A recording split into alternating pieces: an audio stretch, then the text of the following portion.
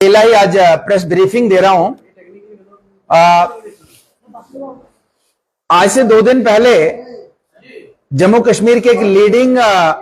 Newspaper में एक report आती है कि high court seeks details of criminal cases of the politicians in the courts. के कोर्ट्स के अंदर जो जम्मू कश्मीर के पॉलिटिशियंस हैं उनके जो भी केसेस हैं, तो उसको हाई कोर्ट कहता है कि उनको उन केसेस को उनकी रिपोर्ट दीजिए। जबकि ये कोई शायद कोई पीआईएल होगी कि केसेस जितने भी पॉलिटिशियंस के खिलाफ केसेस हैं, तो किसी ने पीआईएल लगाई होगी कि उनका नामजद किया जाए, उनके स्टेटस बताया जाए। तो इस मैं आज से लगभग 1.5 साल पहले भी इसी तरीके की सेम न्यूज जो है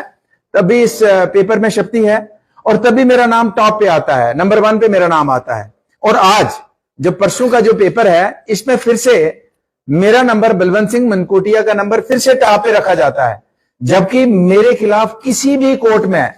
जम्मू कश्मीर हो, हिंदुस्तान हो या विदेश हो, मेरा किसी भी कोर्ट में कोई भी मामला लंबित नहीं है, पेंडिंग कोई मेरा मामला नहीं है, किसी भी कोर्ट में कोई भी मेरा जो है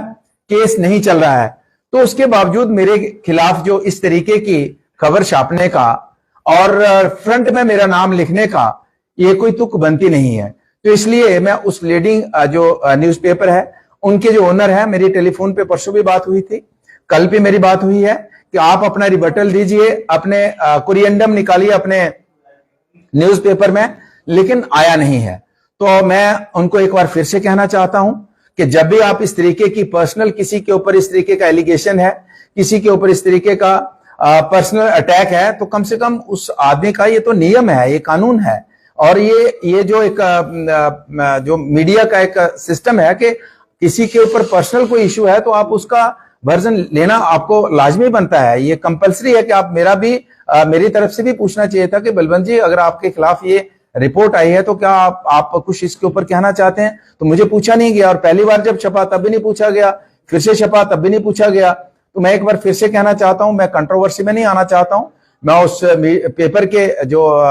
हेड हैं उनको एक बार फिर से कहना चाहता हूं कि आप इसको दुरुस्त कीजिए और पब्लिक के अंदर जो मेरी इमेज डैमेज हुई है उसको फौरी तौर पे दुरुस्त कीजिए, वरना फिर हमारे पास लीगल जो है कार्रवाई के बगैर कोई ऑप्शन नहीं होगा। तो मैं यही कहना चाहता हूं कि मैं ये प्रेस ब्रीफिंग का एक ही मकसद है कि मेरा किसी भी जम्मू कश्मीर हो, हिंदुस्तान हो और दुनिया का किसी भी कोर्ट में मेरे ऊपर कोई भी मामला कोर्ट में नहीं चल रहा है, कोई भी केस मेरे ऊपर नहीं चल रहा है, मेरा कोई भी कोर्ट से कोई किसी क्रिमिनल केसेस में कोई लेना देना नहीं है। तो इसलिए मैं ये कहना चाहता हूं कि जो कुछ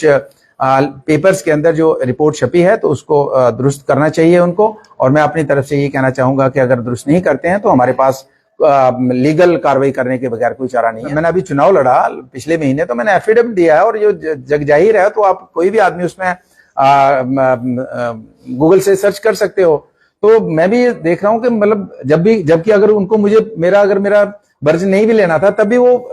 मेरा जो रिसेंटली इलेक्शन चुनाव लड़ा तो उसमें तो मेरा सारी रिपोर्ट है, उसमें मैंने एफिडेविट दिया है कि मेरा कोई भी केस नहीं है। तो कम से कम उसमें से तो करेक्ट कर सकते थे कि अगर जब भी कोई खबर छपती है उसके साथ एक वर्जन होता है, लेकिन प्रूफ के साथ खबर छापी जाती है तभी कहा जाता है कि अथॉरिटी जो है अच्छा काम कर रही है या वर्जन ले लेते हैं। लेकिन इसमें क्या कोई प्रूफ अन्य नेताओं के लिए दिया गया और आपके लिए नहीं दिया गया, और जब बातचीत की गई तो वहां से क्या निकलता है? देखिए, इसमें तो प्रूफ की बात नहीं है। ये हाई कोर्ट में मैंने कहा कि किसी ने कोई पटिशन लगाई होगी कि भाई जितने भी पॉलिटिशियंस हैं उनके खिलाफ जो भी क्रिमिनल केसेस हैं उसका आप पब्लिक डोमेन में लाइए और उसमें क्या स्टेटस है, कोर्ट क्या कर रहा है। तो ठीक है, होंगे भी, मैं नहीं कहता हूं कि जिसने जो कार्रवाई की है मुझे नहीं पता, लेकिन इसमें मेरा कोई रोल नहीं है और मेरा कोई केस नहीं है। तो इसलिए मेरा नाम छापना और फ्रंट पेज पे और नंबर मतलब टॉप पे मेरा नाम छापना और पूरे उसमें 10-20 लोगों के नाम है और सबसे टॉप पे मेरा।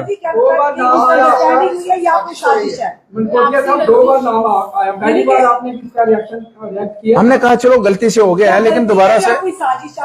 हाँ देखिए, गलती तो ये मतलब एक छोटा मोटा कोई पेपर हो तो गलती हो सकती है। और रिसेंटली चूंकि पार्टी के अंदर भी बहुत सी चर्चाएं चल रही हैं, पार्टी के अंदर और भी है, तो हो सकता है कि कोई चाहता हो कि बलवंत सिंह की इमेज को इस तरीके से डैमेज करें। क्योंकि आज सारे समझते हैं कि जिस तरीके से असेंबली के चुनाव में रिजल्ट आए हैं और जिस तरीके से पार्टी की तरफ से मुझे एक ऐसे एरिया की जिम्मेदारी दी गई जहां का मैं कभी विधायक नहीं रहा, मेरे दो एरियाज थे, दो कॉन्स्टिट्यूंसीज थी जहां मैं बड़ा कंफर्टेबल था, तो पार्टी ने जिम्मेदारी लगाई, हमने हम बाखूबी उसको निभाया है, पार्टी का जो दायित्व मिला उसको निभाया है। तो मुझे लगता है कि शायद